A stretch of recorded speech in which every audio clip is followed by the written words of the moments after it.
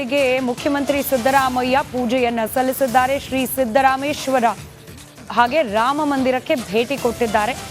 ಸಿದ್ದರಾಮಯ್ಯನ ಹುಂಡಿಯಲ್ಲಿ ಅವರ ಓಟ್, ಮೈಸೂರಿನ ಸಿದ್ದರಾಮನ ಹುಂಡಿಯಲ್ಲೇ ಇರ್ತಕ್ಕಂಥ ದೇವಸ್ಥಾನಗಳಿಗೆ ಭೇಟಿ ನೀಡಿದ್ದಾರೆ ಸಿದ್ದರಾಮಯ್ಯನವರು.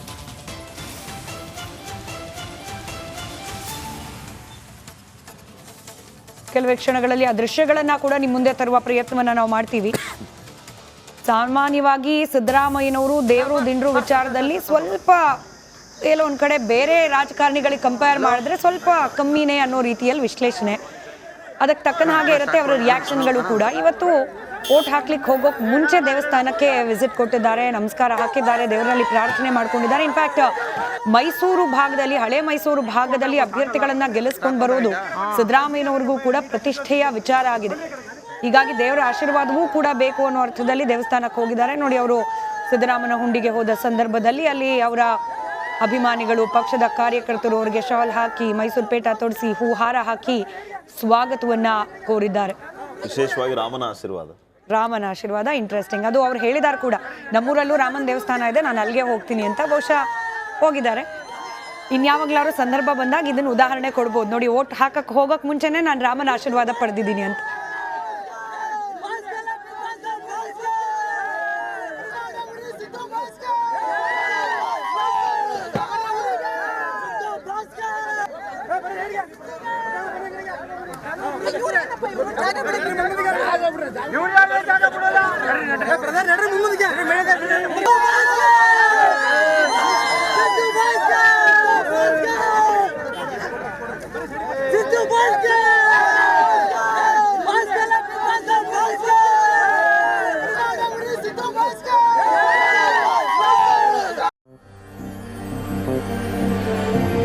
ನನ್ನ ನೆಲದ ಭಾಷೆಯು ದೂರ ಬಲು ದೂರ, ಈ ಮನಕಂತೂ ದಾರಿ ತೋರುತ್ತಿದೆ. ಆ ಭಾಷೆಯದೇ ಬೆಳಕು ಬೆಳಕುವ ಬೆಳಕು ಬೆಳಕುವ. ದೂರ ಎಷ್ಟೇ ಹೋಗಿ ಈ ಭಾಷೆಯಿಂದ ದೂರವಾಗಲಾರಿರಿ. ವಿಮಲ್, ನಮ್ಮ ಭಾಷೆ ಕೇಸರಿ.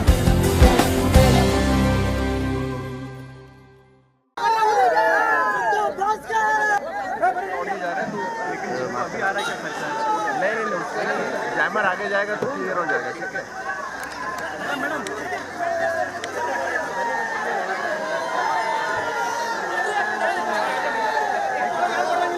ಇನ್ನೇನು ಕೆಲವೇ ಕ್ಷಣಗಳಲ್ಲಿ ಸಿದ್ದರಾಮಯ್ಯನವರು ಕೂಡ ತಮ್ಮ ಮತವನ್ನ ಚಲಾವಣೆ ಮಾಡ್ತಾರೆ. ಅದರ ದೃಶ್ಯವನ್ನ ಕೂಡ ನೀವು ರಿಪಬ್ಲಿಕ್ ಕನ್ನಡದಲ್ಲಿ ಗಮನಿಸಬಹುದು.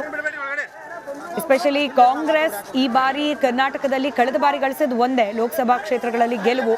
ಈ ಬಾರಿ ಬಿಜೆಪಿಯ ಟಾರ್ಗೆಟ್ 20+, 25+, ಅದನ್ನ ಶತಾಯ ಗತಾಯ ಮುರಿತೀವಿ ಅನ್ನೋ ಹುಮ್ಮಸ್ನಲ್ಲಿದ್ದಾರೆ. ಅದಕ್ಕೆ ಗ್ಯಾರಂಟಿಗಳ ಬಲ ಬೆಂಬಲ ಇದೆ ಅನ್ನೋ ಆತ್ಮವಿಶ್ವಾಸ ಕೂಡ ನಿಜವಾಗತ್ತಾ. ಮತದಾರರು ಕೂಡ ಮುಖ್ಯಮಂತ್ರಿ ಉಪಮುಖ್ಯಮಂತ್ರಿಗಳ ಈ ಭರವಸೆಯನ್ನ ನಿಜವಾಗಿಸ್ತಾರ, ಕಾದ್ ನೋಡಬೇಕು. ಸದ್ಯಕ್ಕೆ ಮತದಾನ ಪ್ರಕ್ರಿಯೆ 14 ಕ್ಷೇತ್ರಗಳಲ್ಲಿ, ಅದರಲ್ಲೂ ಹಳೆ ಮೈಸೂರು ಭಾಗದ ಬಹುತೇಕ ಎಲ್ಲ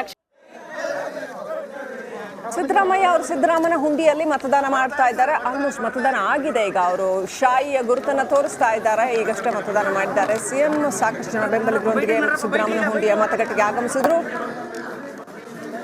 ಈಗ ತಾನೇ ಸಿಎಂ ವೋಟ್ ಮಾಡಿದ್ದಾರೆ ಸಿದ್ದರಾಮನ ಹುಂಡಿಯಲ್ಲಿ. ಬೆಳಗ್ಗೆ ಅವರು ದೇವಸ್ಥಾನಗಳಿಗೆ ಹೋದರು ಅಂತ ಹೇಳಲಾಯಿತು. ಅಲ್ಲಿ ಅವರೊಂದು ರಾಮನ ದೇವಸ್ಥಾನ ಕೂಡ ಕಟ್ಸಿದ್ದೀವಿ ನಾವು ಅಂತ ಯಾವಾಗಲೂ ಹೇಳ್ಕೊಳ್ತಾ ಇದ್ರು. ಆ ದೇವಸ್ಥಾನಗಳಿಗೆ ಮತ್ತು ಅಲ್ಲಿ ಸಿದ್ದರಾಮ ದೇವಸ್ಥಾನ ಇದೆ, ಅಲ್ಲಿಗೂ ಹೋದರು ಅಂತ ಹೇಳಲಾಯಿತು. ಇದೀಗ ಬಂದು ವೋಟ್ ಮಾಡಿದ್ದಾರೆ.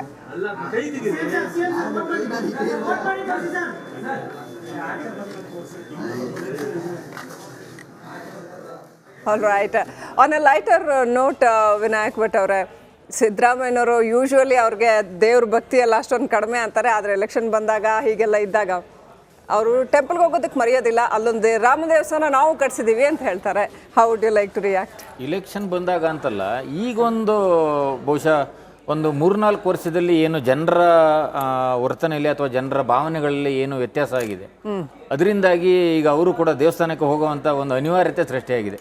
ಯಾವಾಗ ಜನ ಆ ಥರ ಏನು ಬಯಸ್ತಾರೆ ರಾಜಕಾರಣಿಗಳಲ್ಲಿ ಅಥವಾ ಆ ಥರ ಅಭಿಪ್ರಾಯವನ್ನು ವ್ಯಕ್ತಪಡಿಸ್ತಾರೆ, ಆವಾಗ ರಾಜಕಾರಣಿಗಳಿಗೆ ಅನಿವಾರ್ಯ, ಅವ್ರಿಗೆ ಇಷ್ಟ ಇದೆಯಲ್ವೋ, ಅವ್ರಿಗೆ ಭಕ್ತಿ ಇದೆಯಲ್ವೋ, ರಾಜಕಾರಣಿಗಳಿಗೆ ಅನಿವಾರ್ಯ ಆಗುತ್ತೆ. ಆ ಥರ ಅನಿವಾರ್ಯದ ಸ್ಥಿತಿ ಇವತ್ತು ನಿರ್ಮಾಣ ಆಗಿರೋ ಕಾರಣದಿಂದ ಅವ್ರಿಗೆ ಈಗ ಹೋಗಬೇಕಾದಂಥ ಸ್ಥಿತಿ ಬಂದಿದೆ. ಇಲ್ಲಾಂದರೆ ಅವರು ಮೂಢನಂಬಿಕೆ ಕಾಯ್ದೆ ಮಾಡ್ತೀನಿ, ಆಮೇಲೆ ಆ ಥರ ಸುಮಾರು ಹಿಂದೆ ಹೇಳಿಕೆ ಕೊಟ್ಟಿದ್ದಾರೆ ಅವರು. ಆಮೇಲೆ ಈ ಇತ್ತೀಚೆಗೂ ಕೂಡ ಯಾವುದೋ ದೇವಸ್ಥಾನದ ಒಳಗಡೆ ಹೋಗಿಲ್ಲ, ಆಮೇಲೆ ಹಿಂದೆ ನಾನ್ ವೆಜ್ ತಿಂದು ಹೋದರು.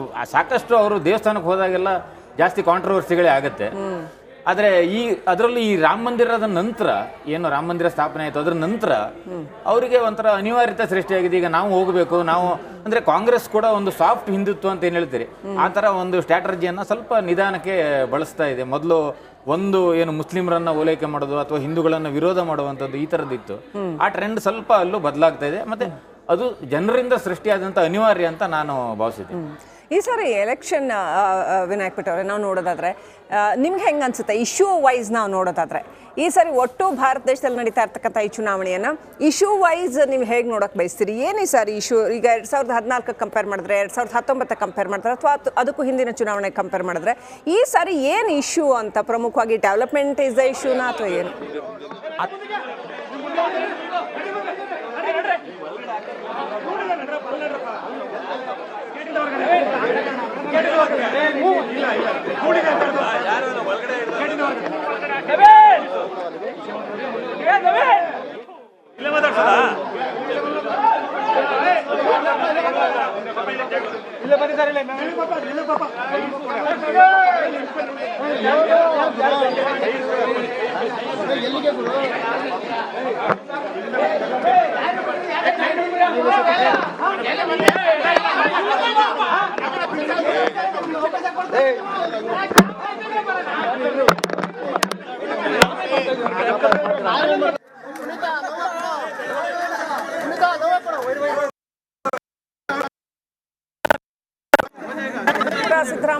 ಸಿದ್ದರಾಮಯ್ಯ ತಮ್ಮ ಪುತ್ರ ಮತ್ತು ಕುಟುಂಬಸ್ಥರ ಜೊತೆಗೆ ಹೋಗಿ ಸಿದ್ದರಾಮಯ್ಯ ವೋಟ್ ಮಾಡಿದ್ದಾರೆ.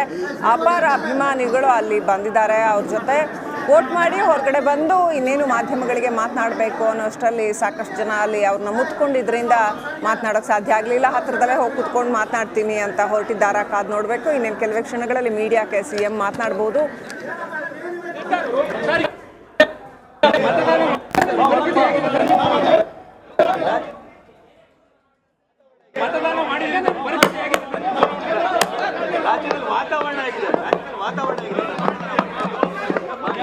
ರಾಜ್ಯದಲ್ಲಿ ಮೋದಿ ಅಲೆ ಇಲ್ಲ, ಮೋದಿ ಅಲೆ ಇಲ್ಲ. ಇವತ್ತು ಅಲೆ ಇರ್ತಕ್ಕಂಥದ್ದು ನಮ್ಮ ಗ್ಯಾರಂಟಿಗಳ ಅಲೆ. ಹಾಗಾಗಿ ಸರಿ ಸ್ಥಾನಗಳಷ್ಟು ಕಾಂಗ್ರೆಸ್ ಪಕ್ಷ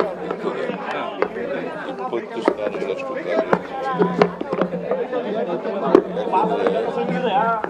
ನಾವು ಜನರನ್ನ ತಲುಪಿದ್ದಾವೆ. ಮಧ್ಯವರ್ತಿಗಳಿದ್ದೇನೆ ನೇರವಾಗಿ ಅವರ ಅಕೌಂಟಿಗೆ ಪ್ರತಿ ತಿಂಗಳು 4ರಿಂದ 5 ಸಾವಿರ ರೂಪಾಯಿ ಇದ್ದೀವಿ. ಹಾಗಾಗಿ ಜನರು ಕಾಂಗ್ರೆಸ್ ಬಗ್ಗೆ ವಿಶ್ವಾಸ ಬಂದಿದೆ, ನಂಬಿಕೆ ಬಂದಿದೆ. ಕಾಂಗ್ರೆಸ್ ಪಕ್ಷಕ್ಕೆ ಈ ಸಾರಿ ಆಶೀರ್ವಾದ ಮಾಡ್ತಾರೆ. ವಿಧಾನಸಭಾ ಚುನಾವಣೆಯಲ್ಲೂ ಕೂಡ ಆಶೀರ್ವಾದ ಮಾಡಿದ್ದಾರೆ, ಈಗಲೂ ಆಶೀರ್ವಾದ ಮಾಡ್ತಾರೆ. ಸರ್, ನಾಳೆ ಮತ್ತೆ 2 ದಿನ ಮೋದಿ ಪ್ರಚಾರಕ್ಕೆ ಬರ್ತಾ ಇದ್ದಾರೆ. 2 ದಿನ ಮತ್ತೆ ರಾಜ್ಯಕ್ಕೆ ಬರ್ತಾ ಇದ್ದಾರೆ ಪ್ರಚಾರಕ್ಕೆ. ಎರಡನೇ ಫೇಸ್, ರಾಜ್ಯದ ಎರಡನೇ ಫೇಸ್ ಹೇಗಿದೆ ಸರ್? ಅದು ಚೆನ್ನಾಗಿದೆ. ಇವತ್ತಿಂದ ನಿನ್ನೆ ಮತ್ತು ಮೊನ್ನೆ 2 ದಿನ ಎರಡನೇ ಫೇಸು ಚುನಾವಣೆಗಳು ಪ್ರಚಾರ ಮಾಡಿದೆ.